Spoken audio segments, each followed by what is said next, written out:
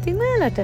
ඉතින් ඔන්න අපි මේ යන්නේ ගණේලන්ද රජමහා විහාරයට. අපේ ගෙවල් ළඟ තියෙන පන්සල. ඉතින් මේ රෑ යන්නේ හෙට දවසේ අගෝස්තු 10 වෙනිදා මගේ උපන්දිනේ. එදාට ලොකු පින්කම් මාලාවක් පන්සලේ සිද්ධ වෙනවා. ඒකට අපි දායක වෙන්නේ ඒකට අවශ්‍ය වලට අදාළ ටිකක්. කඩල, පරිප්පු ඒවා වගේක් දෙන්න තමයි අපි මේ ආවේ. ඊට පහෝදා වුණ ඉතින් අගෝස්තු 10.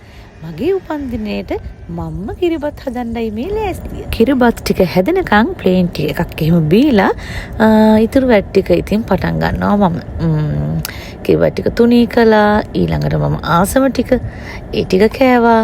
ඊළඟට ඉතින් අපේ කට්ටිය රැස් වෙලා වොෂ් දාලා කරලා ආවා පල්ලෙහාට. ඊට පස්සේ අපි ඉතින් උදේ කෑම කාලා ආයෙත් පන්සලට යන ලෑස්ති වුණා. මොකද අපේ දානේ තියෙනවනේ. ඒ වැඩ කටයුත්තට දායක වෙන්න.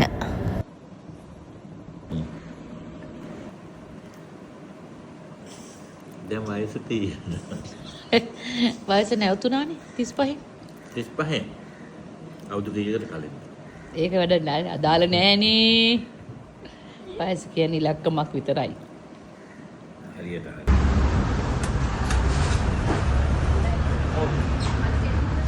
දාන්නේ පොඩි ඒවා.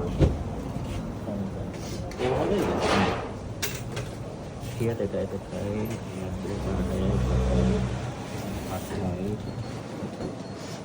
Kawan segan diri.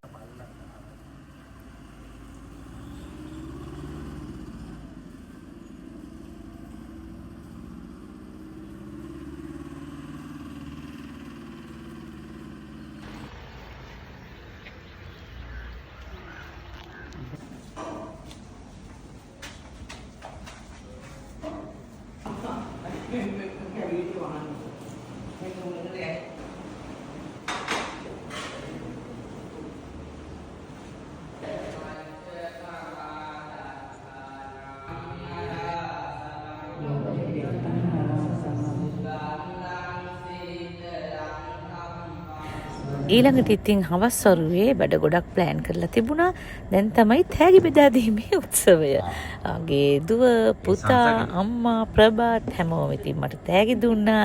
ඒ වගේම මට ලස්සන කේක් එකක් අපේ ආදරණීය විජී එවලා තිබුණා. thank you විජී ආදරෙයි. ඊළඟට ඉතින් අපි අද මගේ ප්ලෑන් එක උනේ ගොඩක් එක යෝජනා ඉතින් ප්‍රභාත් ගෙනාවා. බර්ත්ඩේ එක වෙනුවෙන් කරමු කියලා. මං කෝ අපි වැඩිහිටි නිවාසයකට හරි ළමා නිවාසයකට හරි දානයක් දෙමු කියලා. ඒ අනුව ඉතින් අපි ලෑස්ති කරගත්තා කොට්ටාවේ තියෙන රොස්ලින් ෆර්නෑන්ඩෝ වැඩිහිටි නිවාසය. ඉතින් මම බොහොම සතුටින් එතෙන්ට ගිහිල්ලා අපේ කට්ටියත් එක්ක දානේ එතන වැඩ කරන අයත් එක්කම 38 දෙනෙකුට අපි ඉතින් රෑ කෑම සූදානම් කරලා දුන්නා. හරිම ලස්සන, හරිම පිරිසිදු පිළිවෙලට තියෙන තැනක් තමයි මෙම වැඩිහිටි නිවාසය. ඒ වගේම හැමෝටම ආදරෙන් සලකන තැනක්. ඉතින් ඒගොල්ලෝ ඒ අය එතනත් හරි අම්මලා තාත්තලා තමුන්ගේ වයස අයත් එක්ක සතුටින් කාලා බීලා ඒ වගේම පොතක් කියවලා බුදුන් වැඳලා ඉතින් එහෙම කල් ගත කරන එකත් ලොකු දෙයක් කියලා ඉතින් මට හිතුණා.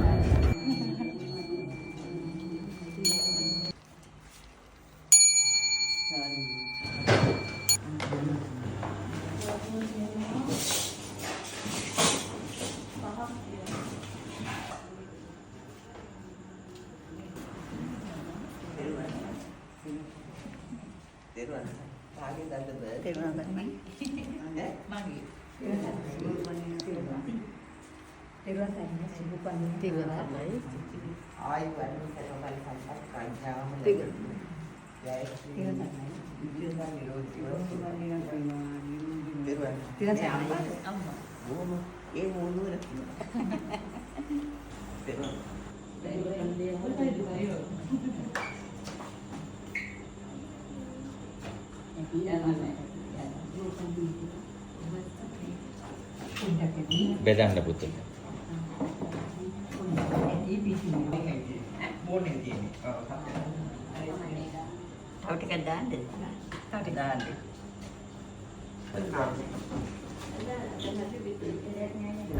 ඉන් පස්සේ අම්මලත් එක්කම අපි කේක් කපලා කේක් කාලා තමයි ඉතින් එතනින් පිටත් උනේ. පොඩි කේක් එකක් කළා.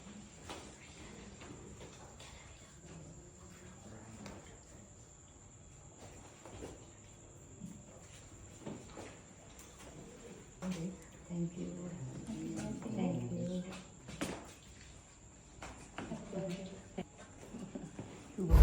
ඉන් පස්සේ ඉතින් අපි දවස් ඉවර කරේ ඩිනර් වලට මැරයිනෝ බීච් හොටෙල් එකට ගියා. පොඩි දෙන්නා අරගෙන. හොඳයිද? ওই විදිහට තමයි මගේ උපන්දිනයේ දවස ඉවර වුණේ. කොහෙ ගියත් පරාට තමයි.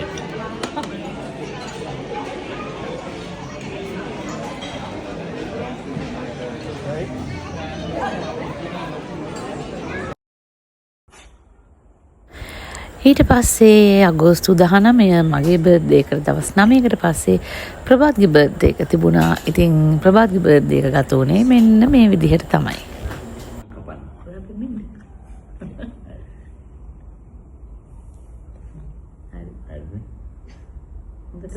ආසම කේක් ගන්න.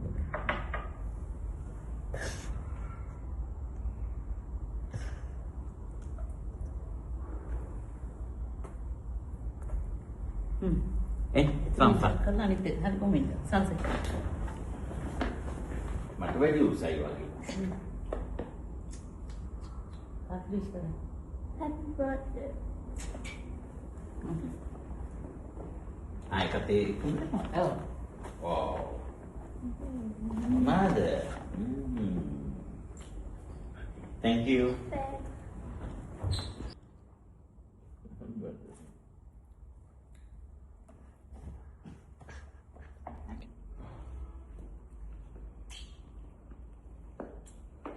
බර්ත්ඩේ ඉතින් කාගේ වුණත් අපේ දෙන්නට ඉතින් එළියට යන්න ඕනේ කෑම කන්න.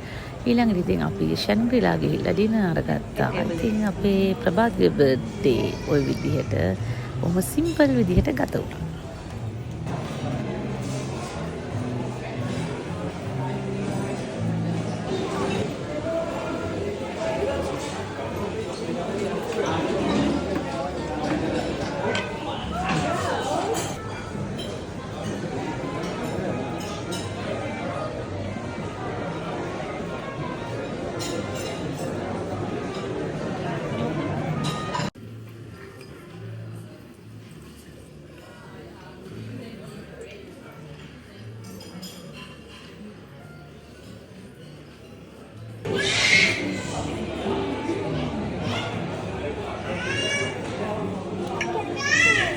Birthday.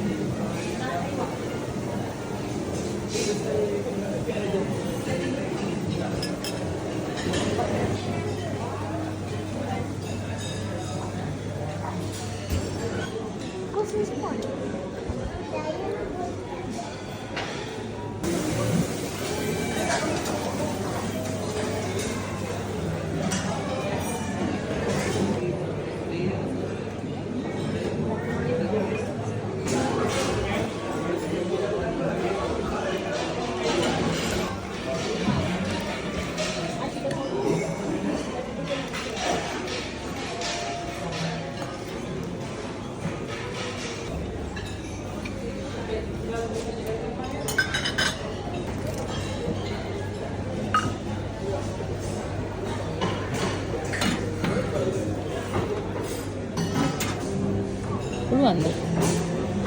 මට ස්පින් හරියන්න ඕනේ.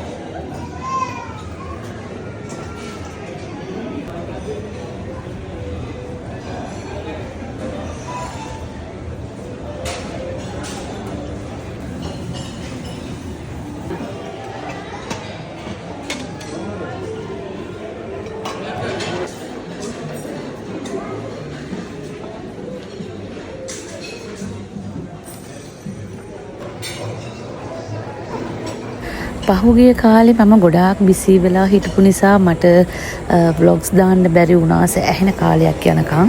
ඉතින් ඊට පස්සේ පොඩ්ඩක් කම්මැලිත් වුණා.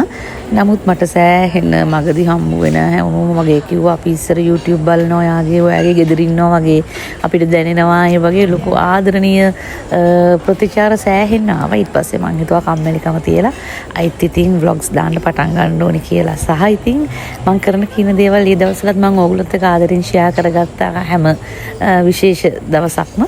ඉතින් ඒ නිසා තමයි මගේ ප්‍රභාත්ගේ බර්ත්ඩේ සුත් මම හිතුවේ ඕගොල්ලොත් එක්ක ෂෙයා කරගන්න ඕනේ කියලා. ඊට පස්සේ ඉතින් දිගටම ආයෙත් ඕගොල්ලොත් එක්ක හැම සතියකම හම්බ වෙන්න බලාපොරොත්තු වෙමින් ඉන්නවා. මගේ දේවල් ඕගොල්ලොත් එක්ක ෂෙයා කරගන්න මම ආසාවෙන් ඉන්නේ. එහෙමනම් ඉතින් ගිහිල්ලා එන්නම් ආදරේ හැමෝටම.